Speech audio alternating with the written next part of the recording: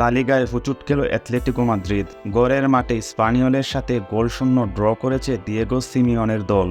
ম্যাচের শুরু থেকে গোল আদায়ে মরিয়া আলবারেজ, ডি পল, আলেকজান্ডাররা। ৫ মিনিটে আলবারেজের শট রুখে দেয় স্পানিওল গোলরক্ষক। ৮, ১২ এবং ২৪ মিনিটে গোলের সুযোগ তৈরি করলেও প্রতিপক্ষ গোলরক্ষক বাধা হয়ে দাঁড়ায়। বিরতির আগে কাউন্টার অ্যাটাক থেকে এগিয়ে যাওয়ার সুযোগ পেয়েও গোল করতে ব্যর্থ হয় সফরকারীরা। দ্বিতীয়ার্ধেও চলে অ্যাটলেটিকোর আধিপত্য। ৫ মিনিটে এগিয়ে গিয়েছিল সিমিওনের দল। অফসাইডে বাতিল করা হয় গোলটি। বাকিটা সময় লিড নেওয়ার জোর চেষ্টা চালিয়েও ভাঙতে পারেনি প্রতিপক্ষের ডিফেন্স।